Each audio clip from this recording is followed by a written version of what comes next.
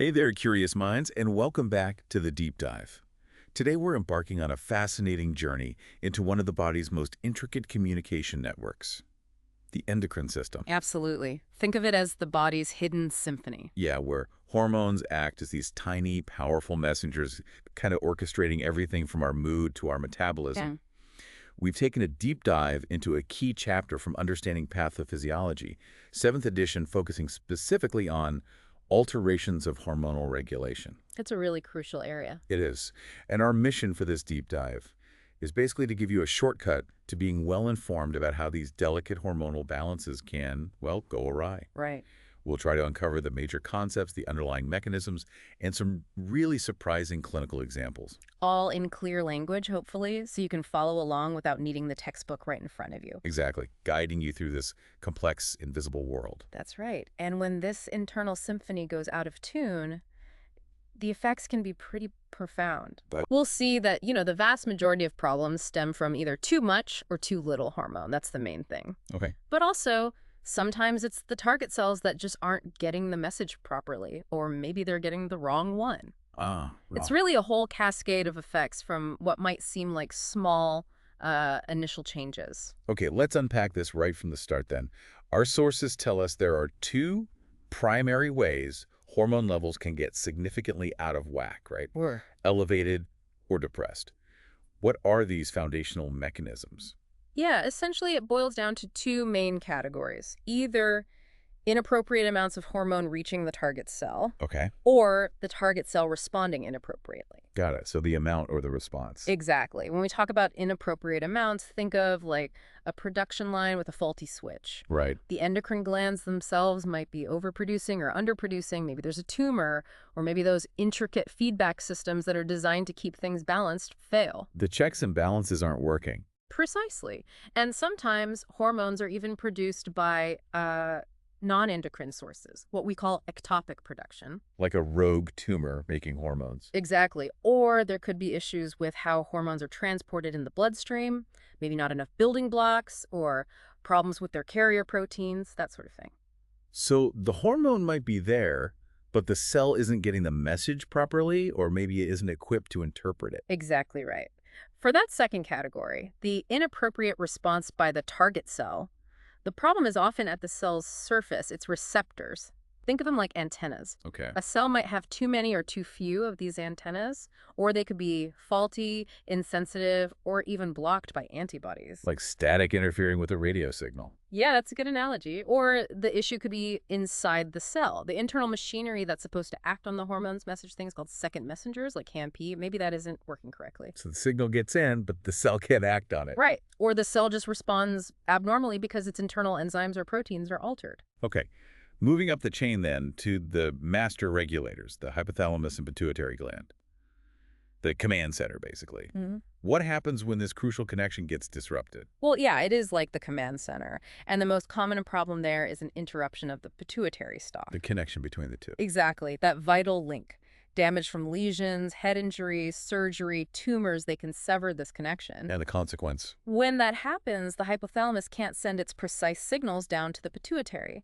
This leads to widespread disruptions in releasing many other hormones, FSH, LH, ACTH, TSH, growth hormone. It's a real cascade from the top down. So issues in this central command post really do have a ripple effect throughout the body. Absolutely. Let's start with a fascinating example from the posterior pituitary, focusing on ADH, antidiuretic hormone. Problems arise with too much or too little. So too much leads to SIADH, syndrome of inappropriate ADH secretion. SIADH, yeah, it's truly fascinating because it's like the body's water faucet just won't turn off, even when it absolutely should. Constantly on. Right. You get abnormally high levels of ADH even when there's no normal physiological reason for it, and the causes are surprisingly common sometimes. Like what?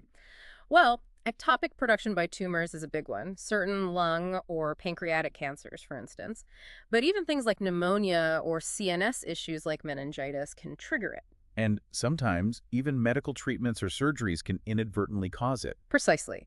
Any surgery can temporarily bump up ADH. And certain medications, narcotics, some antidepressants, and SIADHs can induce it, especially in older adults. Okay, so what's the core problem physiologically? The core issue is that ADH makes the kidneys reabsorb more water. In SIADH, this goes into overdrive, the kidneys hold on to too much water. The body gets waterlogged. Kind of. It expands the fluid volume, which then dilutes the blood. This leads to what we call dilutional hyponatremia. Low sodium. Right. Low serum sodium concentration and low blood osmolality overall. And weirdly, the urine becomes inappropriately concentrated because water that should be getting flushed out is being stubbornly reabsorbed. So what does this waterlogged state actually look like in a person? What are the symptoms? Well, the symptoms really stem from that low sodium, the hyponatremia. If it drops quickly, you might notice things like thirst, maybe impaired taste, fatigue, a kind of dulled mental state. Okay. If it gets lower, say below 120 MEQL, you can see gastrointestinal symptoms like vomiting, abdominal cramps. And you mentioned swelling earlier. Well, here's a surprising thing. Despite all that water retention, peripheral edema, like swelling in the ankles, is often absent. Really? That's counterintuitive. It is. But critically, if sodium levels get really low, like the low 115, it can cause confusion, lethargy, muscle twitching, even seizures, and potentially severe irreversible neurological damage. So it's very serious. Definitely. And on the flip side of the ADH coin is diabetes insipidus, or DI. How did that compare? Yeah, good contrast. If SIADH is the faucet stuck on, DI is like the faucet is completely broken and won't turn on. Okay. Here you have insufficient ADH activity, so you get massive free water loss in the urine. It's just pouring out. Pretty much. We distinguish between neurogenic DI, where the brain isn't making enough ADH, and nephrogenic DI, where the kidneys just aren't responding to the ADH that is there. Either way, the body simply cannot concentrate urine. So what does that lead to? You're constantly losing large volumes of very dilute urine. Think liters and liters. This makes the salts in your blood become much more concentrated. High osmolality. Which makes you thirsty. Intensely thirsty. Polydipsia. So you're drinking constantly. If you can't keep up with fluids, dehydration develops rapidly. You get hypernatremia, high sodium, and very concentrated blood. Wow. So the key signs are that extreme urination, polyuria. Yeah, we're talking 8 to 12 liters a day instead of the normal 1-2. Incredible. And that incessant thirst, polydipsia. Exactly. It's a really dramatic contrast to SIADH, where you're retaining water. With DI, you're constantly losing it. You can imagine, like in table 20.2 in the text, they show this contrast clearly. DI, high urine output, low urine concentration, high serum sodium. SIADH, the exact opposite. Very different pictures. Okay, moving now to the anterior pituitary. When this gland, the conductor for so many other hormones, isn't making enough, we call it hypopituitarism. Why is it so vulnerable to, well, underperformance? That's a good question. The anterior pituitary is incredibly vascular. Lots of blood vessels. Right, especially receiving blood flow directly from the hypothalamus through that portal system. This makes it particularly susceptible to ischemia, a lack of oxygen-rich blood. Okay, so what kind of things cause that? Well, significant blood loss or shock can cause infarction, tissue death. Think Sheehan syndrome in postpartum women, or space-occupying lesions, benign tumors, pituitary adenomas, or aneurysms nearby can compress the gland and cut off blood supply. And over time? Over time, this damage leads to tissue necrosis, cell death, and eventually fibrosis, scarring. This gradually reduces the gland's ability to produce its hormones. And since it controls so many other glands, what are the clinical signs? They must be varied? Oh, incredibly varied. It depends entirely on which specific hormones are deficient. If all hormones are deficient, that's panhypopituitarism, you see widespread complications. For instance, a lack of ACTH means no cortisol production from the adrenals. That's life-threatening. Causes nausea, fatigue, low blood sugar. Exactly. TSH deficiency slows down the whole metabolism, leads to cold intolerance, lethargy. And growth hormone. GH deficiency is really impactful.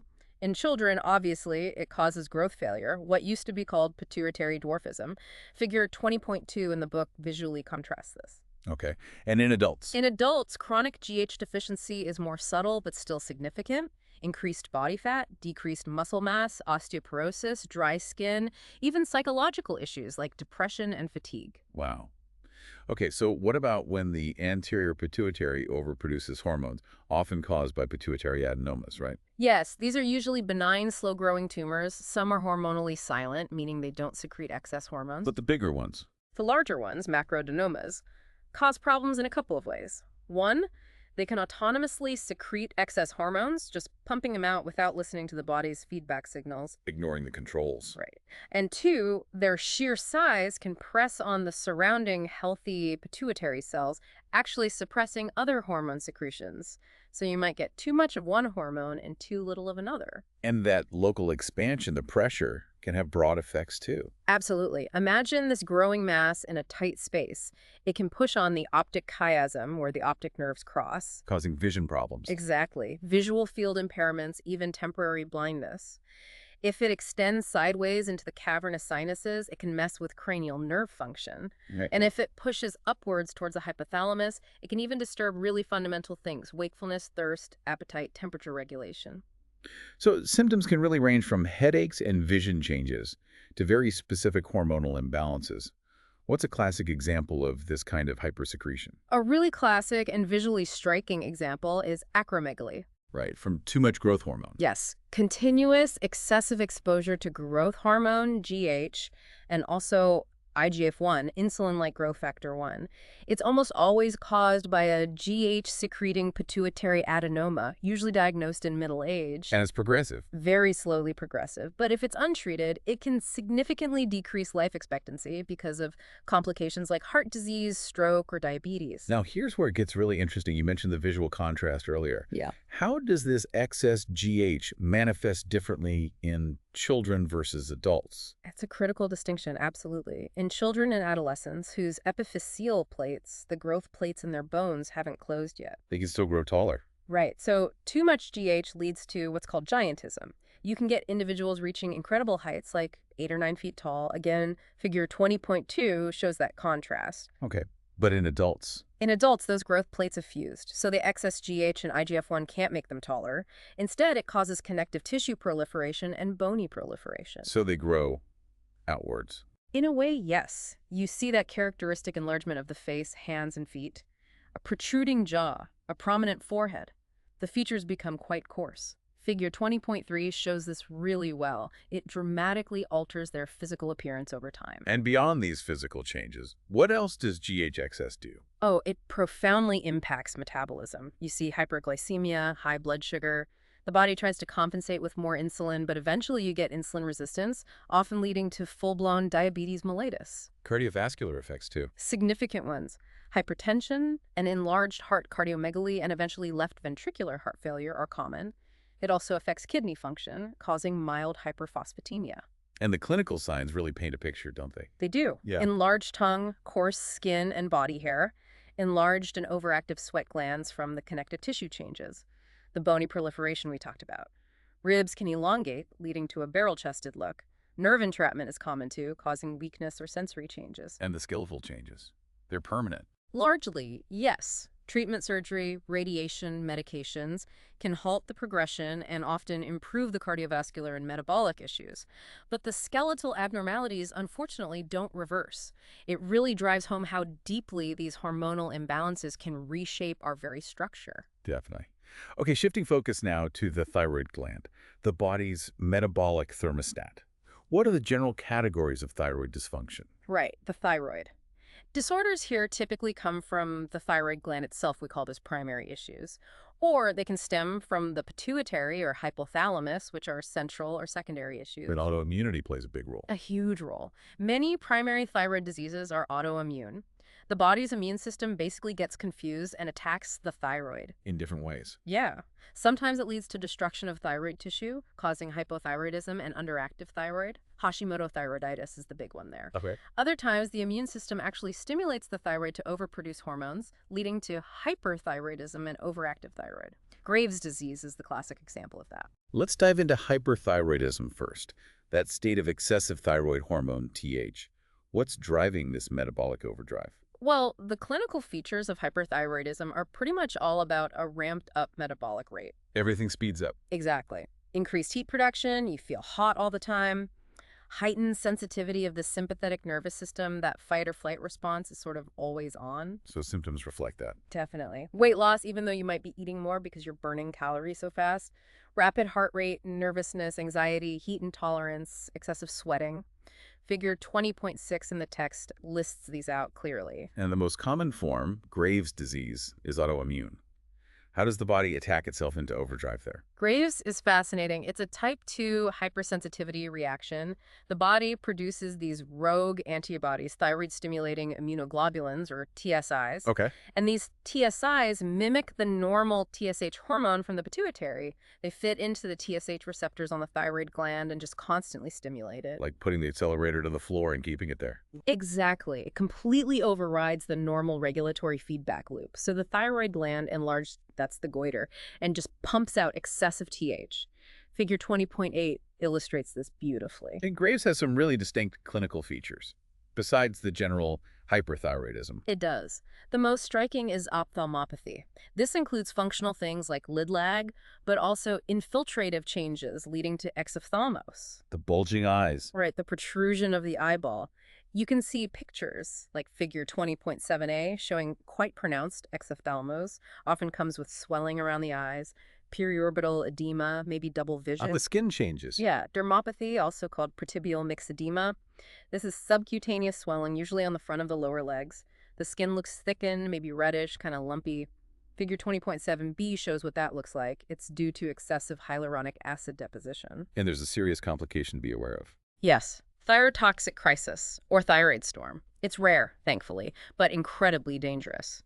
It's a severe worsening of the hyperthyroid state, where TH levels spike dramatically.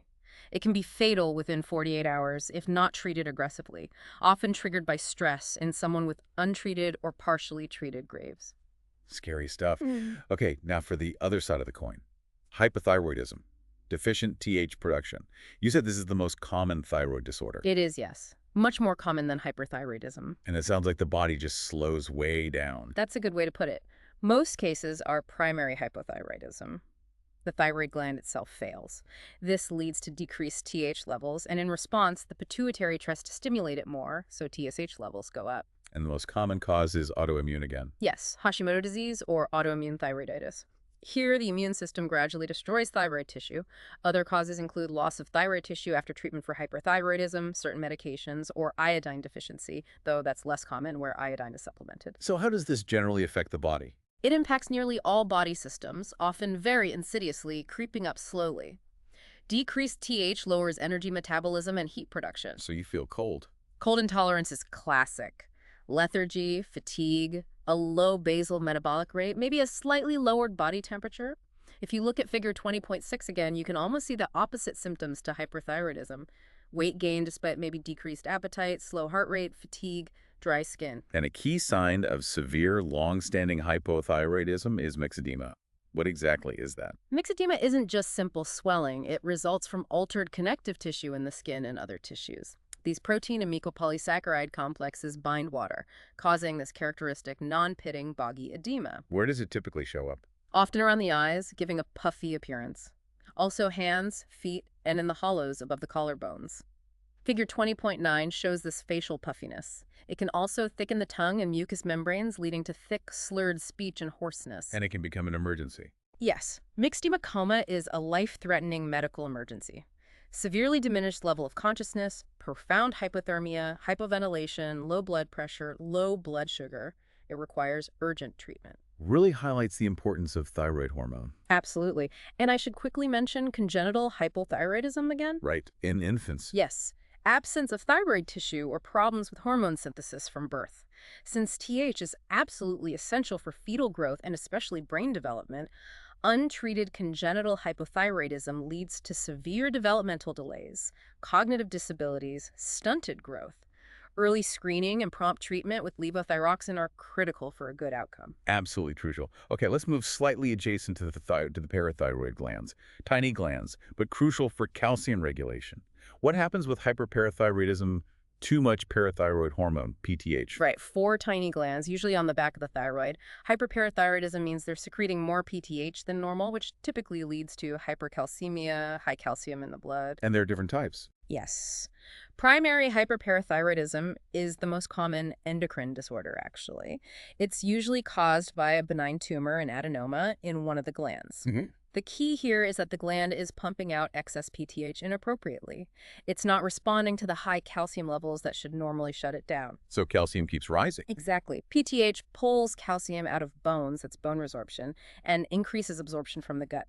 So calcium rises, but PTH secretion stays high. There's also secondary hyperparathyroidism, often seen in kidney failure, where vitamin D activation is impaired, causing low calcium, which then stimulates PTH as a compensation. So what are the effects of this high PTH and high calcium in the primary type? The hallmarks are hypercalcemia and often hypophosphatemia, low phosphate. Symptoms can be vague at first: fatigue, headache, depression, maybe loss of appetite. But the bones are affected. Significantly. That excessive osteoclastic activity, the bone breakdown, leads to bone resorption, osteoporosis, pathological fractures, even changes in spine curvature like kyphosis. And the kidneys. They're filtering all that excess calcium, leading to hypercalciuria, high calcium in the urine, which predisposes people to forming calcium kidney stones. Chronic hypercalcemia can even cause mild insulin resistance. How's it diagnosed and treated? Diagnosis usually involves finding elevated PTH levels along with increased ionized calcium. Imaging helps find the adenoma. For severe primary cases, the treatment is usually surgery to remove the overactive gland or glands. Okay. Now for arguably one of the most widespread endocrine dysfunctions, diabetes mellitus. Not just one disease, right? No, it's a group of metabolic diseases, all characterized by hyperglycemia, high blood sugar, Resulting from. defects in insulin secretion, insulin action, or usually a combination of both. The American Diabetes Association classifies it into 4 main categories: type 1, type 2, gestational diabetes mellitus, GDM during pregnancy, and then specific types due to other causes like genetic syndromes or medications. How do we actually diagnose it? It must be based on blood sugar levels. It is. There are several criteria. Box 20.1 in the text lists them out. A key one is the glycosylated hemoglobin, HbA1c. That gives an average picture. Exactly. Reflects average plasma glucose over about 120 days. A level of 6.5% or higher is diagnostic. Yeah. Or a fasting plasma glucose, FPG, of 126 milligdl or higher. After not eating overnight. Right. Or a 2-hour plasma glucose of 200 milligdl or higher during an oral glucose tolerance test where you drink a sugary drink. Or if someone already has classic symptoms like excessive thirst and urination, a random plasma glucose of 200 milligdl or higher is enough. And there's a prediabetes stage. Yes. Categories of increased risk for diabetes or prediabetes. That's where these levels are elevated but haven't quite crossed the diagnostic threshold yet. Important for intervention. Let's start with type 1 diabetes mellitus. Accounts for maybe 5–10% of cases. Often diagnosed in kids or young adults. That's right. It's the most common pediatric chronic disease, often peaks around ages 11–13. And this is primarily autoimmune. Yes, overwhelmingly. There's a strong genetic link, but environmental factors, maybe viruses, certain foods, drugs, seem to trigger it in susceptible individuals. Trigger what exactly? The formation of autoantigens on the surface of the beta cells in the pancreas. The immune system then mistakenly sees these cells as foreign and attacks them. The insulin-producing cells. Precisely. Both cellular and humoral immunity are involved in destroying these beta cells. Figure 20.11 shows this process. Over time, usually 80–90% of these insulin-secreting cells are destroyed. Leading to An absolute deficiency of insulin. Insulin synthesis plummets, and hyperglycemia results because glucose can't get into the cells properly. What about glucagon? Does that play a role here? A critical role. Normally, insulin helps suppress glucagon secretion. With hypoinsulinemia in type 1, that suppression is lost. So glucagon levels actually rise markedly. So too little insulin, too much glucagon. Exactly. And glucagon tells the liver to pump out more glucose through glycogenolysis and gluconeogenesis. So it's a double whammy driving that high blood sugar. Plus, amylin, another beta cell hormone that normally helps regulate glucagon, is also deficient. And the classic clinical manifestations, people often think of thirst, urination. Those are key. Polydipsia, the intense thirst, and polyuria, frequent urination.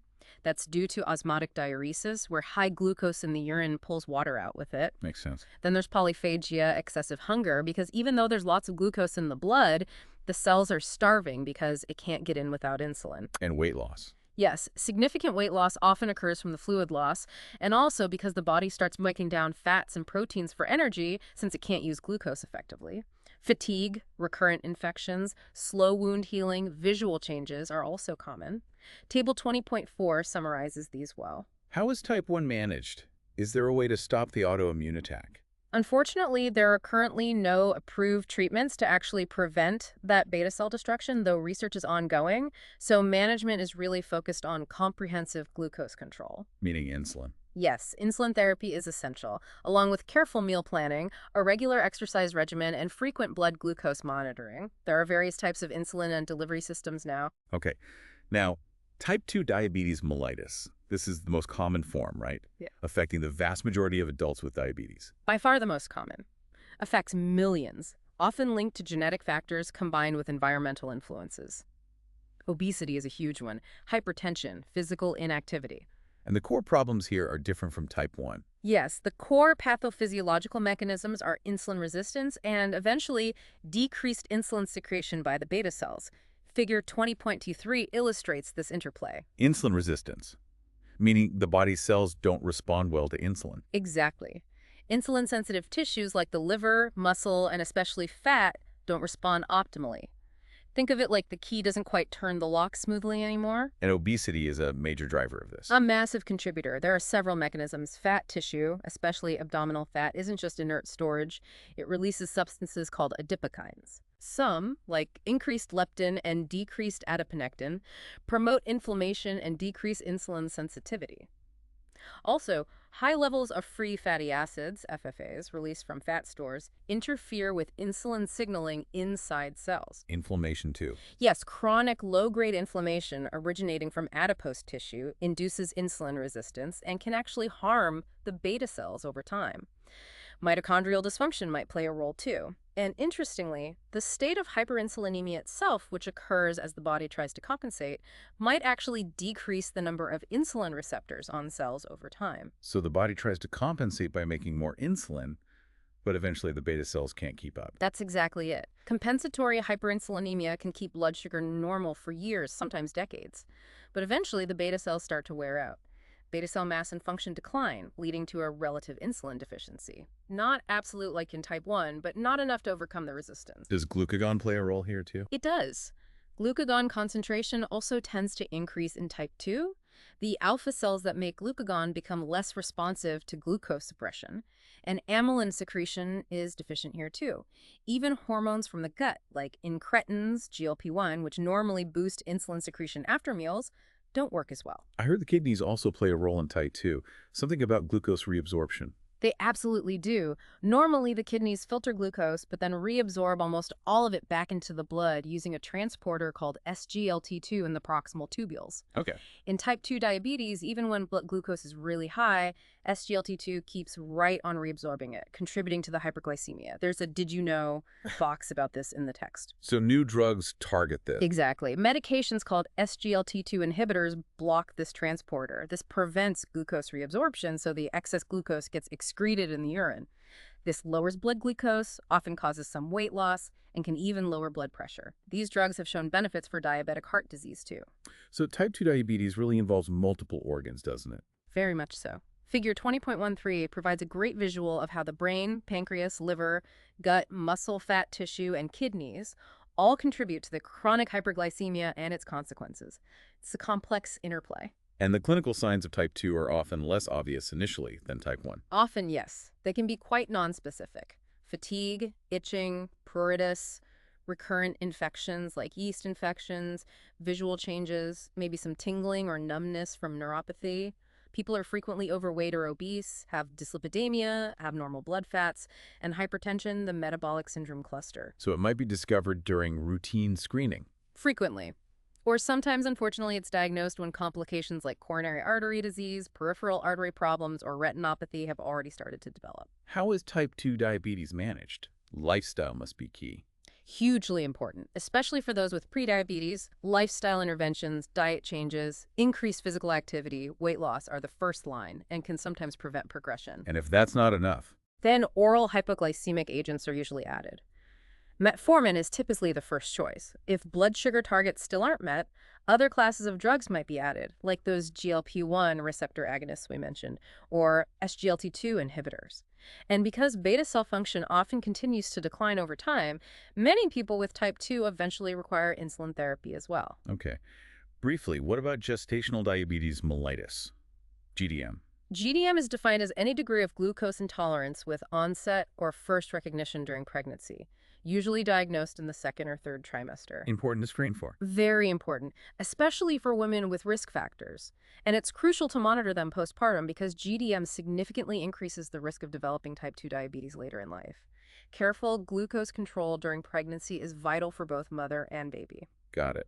Now, what are the immediate critical complications people with diabetes might face? The acute ones. Right, the acute complications, there are three major ones: hypoglycemia, diabetic ketoacidosis, DKA, and hyperosmolar hyperglycemic non-ketotic syndrome, HHKS. Table 20.5 in the text is great for comparing these. Hypoglycemia, low blood sugar, or insulin shock. That sounds like a big concern. It is, especially for people using insulin, particularly type 1 diabetics, but can happen with certain oral meds too. It occurs from too much insulin or medication, maybe skipping a meal, or excessive exercise without adjusting intake. What are the symptoms? They range from pallor, tremor, anxiety, rapid heart rate, sweating, the body's counter-regulatory response to neurological symptoms like headache, confusion, dizziness, visual disturbances. If severe, it can progress rapidly to seizures or coma. Treatment is immediate glucose. Yes, immediate glucose replacement is critical. If the person is conscious, juice, glucose tablets, candy. It's unconscious, intravenous glucose or glucagon injection. Okay. What about DKA? Diabetic ketoacidosis. DKA is a serious complication, much more common in type 1 diabetes, though it can occur in type 2 under stress. It results from profound insulin deficiency combined with increased levels of counter-regulatory hormones, catecholamines, cortisol, glucagon. What does that lead to? Without enough insulin, the body can't use glucose, so blood sugar skyrockets. At the same time, the body starts breaking down fat stores, glycolysis, at a high rate. These fats go to the liver and are converted into ketone bodies. Figure 20.14 shows this pathway. And ketones are acidic. Yes, they're acidic. So you get hyperglycemia, metabolic acidosis from the ketones, and ketonuria, ketones in the urine. Symptoms include small respirations, deep, rapid breathing as the body tries to blow off acid, postural dizziness, abdominal pain, intense thirst, polyuria. It requires urgent hospital treatment. And HHNKS. Hyperosmolar hyperglycemic non-ketotic syndrome. Sounds complicated. It is less common than DKA, but actually has a higher mortality rate, often affecting older individuals with type 2 diabetes, maybe precipitated by an illness or infection. How is it different from DKA? The key difference is that in HHNKS, there's usually just enough residual insulin secretion to prevent significant ketone production and acidosis. However, the hyperglycemia is often much more severe than in DKA, leading to extreme osmotic diuresis, profound dehydration, and very high serum osmolarity. So sky-high glucose, but no ketones. Generally, yes. Very high serum glucose, very high osmolarity, but without significant metabolic acidosis. The clinical features are dominated by severe dehydration, electrolyte loss, and neurological changes like stupor or coma, also a medical emergency. Okay, those are the acute dangers. What about the long-term impacts of poorly controlled diabetes, the chronic complications? This is where diabetes causes so much long-term morbidity. Chronic hyperglycemia, along with insulin resistance, leads to widespread insidious tissue damage over years. How does high glucose cause damage? Several ways. Glucose can be shunted into alternative metabolic pathways, like the polyol pathway, leading to accumulation of damaging substances like sorbitol. More importantly, glucose can non-enzymatically attach itself to proteins, lipids, and even nucleic acids. Glycation. Exactly, forming advanced glycation end products, or AGEs. These AGEs accumulate in tissues, cross-link proteins, interfere with normal cellular processes, promote inflammation, and contribute significantly to vascular damage. So what does this cumulative damage lead to, broadly speaking? It leads to two main categories of complications. Microvascular disease, which is damage to small blood vessels, the capillaries. Like in the eyes and kidneys. Precisely. Diabetic retinopathy, nephropathy, and neuropathy fall under microvascular complications.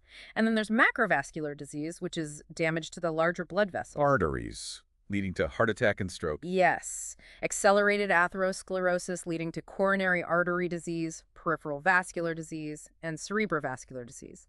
Table 20.6 gives a really detailed overview of all these complications. Let's break down microvascular disease first. You mentioned eyes, kidneys, nerves. Right. Microvascular disease is characterized by thickening of the capillary basement membrane, endothelial dysfunction, occlusion, and tissue ischemia. It's a leading cause of blindness, end-stage kidney failure, and neuropathies worldwide. The severity strongly correlates with how long someone has had diabetes and how well their glucose has been controlled. So diabetic retinopathy. A leading cause of blindness. High glucose damages the tiny capillaries in the retina. It progresses in stages. First, increased permeability, little balloon-like outpouchings called microaneurysms. Then areas of retinal ischemia, blockage. Eventually, the retina tries to compensate by growing new, fragile blood vessels, neovascularization. Figure 20.15 shows some of these changes. And these new vessels are bad. They're abnormal and fragile. They can bleed easily, causing hemorrhage, or lead to fibrous tissue formation that can pull on the retina, potentially causing detachment. Macular edema, swelling in the central part of the retina, is also a major cause of blurred vision. What about diabetic nephropathy? Kidney damage. This is the most common cause of chronic kidney disease and end-stage renal failure requiring dialysis or transplantation. Hyperglycemia damages the glomeruli, the kidney's filtering units, through several mechanisms. Protein glycation, changes in blood flow leading to hyperfiltration and high pressure within the glomeruli, intraglomerular hypertension. Figure 20.16 illustrates this glomerular injury. The first sign is usually microalbuminuria, small amounts of protein leaking into the urine. This progresses to overt proteinuria, fluid overload, hypertension, and eventual decline in kidney function. And diabetic neuropathies. Nerve damage. These are probably the most common complication overall. Both metabolic factors like AGEs and sorbitol accumulation and vascular factors causing ischemia contribute to nerve damage and demyelination. What kinds of nerves are affected? It can affect different types. Sensormotor polyneuropathy is common, often starting in the feet and hands, stocking glove distribution, with loss of sensation, tingling, burning pain, or numbness. Motor neuropathies can cause muscle weakness and wasting, leading to foot deformities like Charcot joints. And autonomic nerves. Yes, autonomic neuropathies are also common, affecting involuntary functions. Things like delayed gastric emptying, gastroparesis, bladder dysfunction, erectile dysfunction, and problems with blood pressure regulation like orthostatic hypotension. That loss of sensation in the feet sounds particularly dangerous for injuries. It absolutely is. Distal neuropathies, combined with peripheral vascular disease reducing blood flow and impaired immune function, significantly increase the risk of foot ulcers, infections, and ultimately amputation. Figure 20.17 shows a flowchart of how foot lesions can tragically progress to amputation. Foot care is paramount. Definitely. Now, what about macrovascular disease, the damage to larger vessels? Macrovascular disease really drives the increased morbidity and mortality in diabetes, especially type 2. It's primarily due to accelerated atherosclerosis hardening and narrowing of the arteries. Diabetes is a major risk factor for this. So higher risk of heart attacks. Significantly higher risk for coronary artery disease, CAD, and myocardial infarction. Cardiovascular disease is the #1 cause of death in people with diabetes. Hypertension, dyslipidemia, obesity, all common in type 2, amplify this risk. Diabetes can also cause a specific diabetic cardiomyopathy, impairing heart function even without blocked arteries. Stroke risk, too. Yes, stroke risk is at least doubled in diabetics due to accelerated atherosclerosis of the cerebral vessels. And peripheral vascular disease, PVD, affecting the legs. Incidence is greatly increased. PVD in diabetics tends to be more diffuse and often affects arteries below the knee. This causes claudication pain in the legs with exercise non-healing ulcers, gangrene, and again contributes to the high risk of lower extremity amputation, especially when neuropathy is also present. Lastly, infection risk. You mentioned that's increased in diabetes. Yes, significantly, for several reasons. Impaired sensation from neuropathy means injuries might go unnoticed. Hypoxia, reduced oxygen delivery to tissues due to vascular disease, hinders healing. Pathogens actually thrive in high glucose environments. Decreased blood supply limits the delivery of white blood cells to fight infection, and chronic hyperglycemia itself directly impairs both innate and adaptive immune cell function. So it's a perfect storm for increased susceptibility and severity of infections. Truly systemic disease with wide-ranging consequences. Okay, our final stop is the adrenal glands, sitting atop the kidneys. Disorders of the cortex and medulla. Let's start with hypercortical function, Cushing syndrome, or disease. Right. Cushing syndrome refers to the clinical manifestations resulting from chronic exposure to excess cortisol, whatever the cause. Cushing disease specifically refers to excess cortisol production driven by an ACTH-secreting pituitary adenoma. Okay. What are other causes? Could be an ectopic tumor somewhere else making ACTH, or maybe a tumor within the adrenal gland itself that's autonomously secreting cortisol. And importantly, long-term use of high-dose glucocorticoid medications like prednisone can cause a Cushing-like syndrome. What are the hallmarks? What does Cushing syndrome look like? The most common and visually striking feature is weight gain, but it's a very specific pattern of fat redistribution, accumulation in the trunk, the face, and the cervical area. Often described as truncal obesity, moon face, and buffalo hump. Exactly those terms. Figures 20.18 and 20.19 in the text show these characteristic changes really clearly: the rounded face, the fat pad on the upper back and neck. And beyond the fat redistribution. Glucose intolerance is very common, leading to overt diabetes in about 20% of cases. Because cortisol raises blood sugar, there's protein wasting due to cortisol's catabolic effects. Leading to muscle weakness.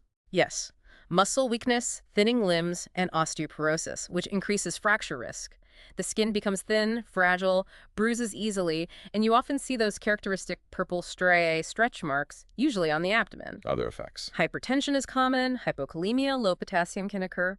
Immune suppression, making people more prone to infections, and mental status changes: irritability, depression, sometimes even psychosis. In females, if it's ACTH dependent, the excess ACTH can also stimulate adrenal androgen production, leading to virilization symptoms like hirsutism, excess hair. How is it diagnosed and treated? Diagnosis involves measuring cortisol levels in blood, urine, or saliva, often using tests like the dexamethasone suppression test to see if cortisol production can be shut off. Measuring ACTH levels helps determine the cause, pituitary versus adrenal versus ectopic. Imaging, MRI or CT, helps locate tumors. Treatment really depends on the underlying cause: surgery to remove tumors, medication to block cortisol production, sometimes radiation. Okay. Now, what about the opposite problem? Adrenocortical hypofunction, low cortisol levels, often called Addison disease. Right. Primary adrenal insufficiency is Addison disease. It's relatively rare compared to Cushing's. In developed countries, it's most commonly caused by autoimmune destruction of the adrenal cortex. The immune system attacks the adrenal gland. Exactly, leading to adrenal atrophy and hypofunction, meaning inadequate production of both glucocorticoids, cortisol, and mineralocorticoids, aldosterone. What are the signs of Addison disease? They sound like they might be vague initially. They often are. Starts with weakness, easy fatigability, maybe weight loss. But a key characteristic sign is hyperpigmentation. Darkening of the skin. Yes. A bronze or brownish discoloration, particularly noticeable in sun-exposed areas, but also in skin creases, on gums, old scars. It looks almost like a deep tan. This happens because low cortisol leads to high ACTH from the pituitary trying to stimulate the adrenals, and ACTH precursor molecules also stimulate melanin production. Vitiligo, patchy loss of skin pigment, can also occur due to the autoimmune process. And as it progresses, Anorexia, nausea, vomiting, diarrhea can develop. The most dangerous aspect is hypotension, low blood pressure. This can worsen dramatically under stress, like infection or surgery, leading to complete vascular collapse and shock. This is called an adrenal crisis or Addisonian crisis. It's a life-threatening emergency. Figure 20.18 actually contrasts the features of Addison's and Cushing's visually. diagnosis and treatment for Addison's. Diagnosis involves demonstrating low cortisol levels that don't respond adequately to ACTH stimulation, the ACTH stimulation test. ACTH levels will be high in primary Addison's. Treatment involves lifelong hormone replacement therapy with both glucocorticoids, like hydrocortisone, and mineralocorticoids, like fludrocortisone, plus dietary modifications like ensuring adequate salt intake, and crucially, increasing the glucocorticoid dose during times of illness or stress. Okay. To wrap up the adrenals, let's briefly touch on tumors of the adrenal medulla, pheochromocytomas. Pheochromocytomas, yeah. These are tumors arising from the chromaffin cells of the adrenal medulla. The cells that make adrenaline. Exactly. Norepinephrine, noradrenaline, and epinephrine, adrenaline. These tumors cause excessive, often episodic, secretion of these catecholamines. While rare, they can be malignant. What are the clinical manifestations? Must be related to adrenaline surges. Pretty much. They're related to chronic or paroxysmal sudden bursts, catecholamine secretion. The classic triad is headache, sweating, and tachycardia, rapid heart rate. Persistent hypertension is very common, and it can be severe and difficult to control. And these surges can be triggered. Yes, often triggered by things like exercise, certain foods rich in tyramine, like aged cheese or wine, caffeine, anesthesia, or even just physical pressure on the tumor area. Patients might experience palpitations, pallor, anxiety, tremors during these episodes. Glucose intolerance can also occur because catecholamines inhibit insulin release. These tumors are often very vascular and can be dangerous if they rupture. How are they diagnosed and treated? Diagnosis is usually made by measuring catecholamines or their breakdown products, metanephrines, in blood, or a 24-hour urine collection. Finding elevated levels points towards a PHIO. Then imaging, like CT or MRI, is used to locate the tumor, which is usually in the adrenal gland but can sometimes occur elsewhere. Again, treatment. Management involves using alpha-adrenergic blockers first and then sometimes beta blockers to control the blood pressure and prevent hypertensive crises, especially during surgery. The definitive treatment is usually surgical excision of the tumor. Wow. Okay, so what does this all mean for us as learners? We've journeyed from the tiny pituitary orchestrating this whole cascade. Right, down to the thyroid, the parathyroids, the pancreas, the adrenals. It's abundantly clear that the endocrine system is just an incredibly complex, interconnected symphony. It really is, and this deep dive, I think, has shown us that even what seem like subtle alterations in hormone regulation, a little too much, a little too little, a receptor not working quite right, can trigger this cascade of really profound effects throughout the body. Absolutely. Understanding those specific mechanisms, hypersecretion, hyposecretion, receptor dysfunction, and how they manifest clinically is just key to appreciating how these diseases present and how they're managed. It highlights how every part of the body is constantly listening and responding to these invisible chemical conversations, doesn't it? It really does. You think about how finely tuned our bodies are and how just a small imbalance in one single hormone can create such a significant impact across so many different systems. It really underscores the incredible complexity, but also, I guess, the remarkable resilience of human physiology. Yeah, it makes you appreciate that balance. Definitely. It Yep. leaves you wondering, what other unseen battles our bodies are constantly fighting just to keep us in that state of equilibrium. That's a great thought. Well, we hope this deep dive into hormonal alterations has provided you with some valuable insights and maybe helped you connect the dots in new ways. Thank you so much for joining us on the deep dive. Thanks for tuning in.